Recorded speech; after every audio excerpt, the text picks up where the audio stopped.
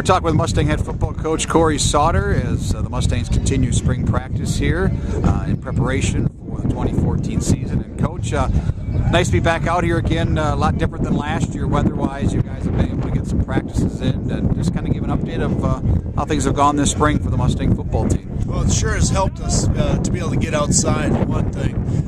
This year we've only missed one total practice, where last year we lost about half of our practices as far as outside. And so a lot of our guys are getting a ton of reps. A lot of guys that we're just not sure about are starting to emerge a little bit and trying to figure out the guys that we're going to rely on coming up this fall. Well, you talk about what's gone on here the last couple of weeks. You kind of touched on that, but what are some of the goals that you and your staff try to get out of these 3 weeks of practice as you get ready heading into next fall? Well, we work on all three phases. It's not like we neglect special teams. We definitely put our time in special teams, offense, defense.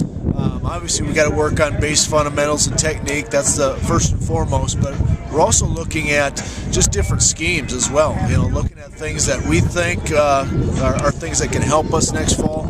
We might find out that our kids can't execute it, so we might find out in a hurry that that's going to be out of the playbook before it even gets to next fall. So we're trying to figure out those things as well, and just trying to fine-tune, because every single year is going to be a different group of guys, and you'll find out some things certain guys will do extremely well and some things that they can't do, and I think that's a big part of football, just figuring out what is our identity. And of course, you're going to have some changes as always every season, but we lost a lot of veterans, especially in the offensive line part. But that's what this time is for a lot of guys to step up. And I'm sure you're learning some of that stuff on both sides of the football and special teams as well. Yeah, no, on special teams, one thing that we're doing is just trying to get more guys involved.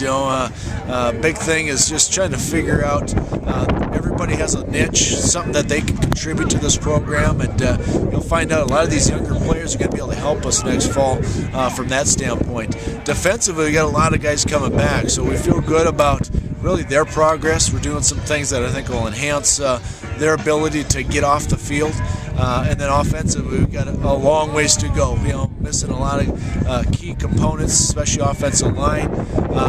Those guys are really going to have to step up along with the guys coming in this fall altogether. So there's plenty of work to get done. There's no end to it, and these younger guys are getting as many reps as they want. Okay, and talk about this Saturday.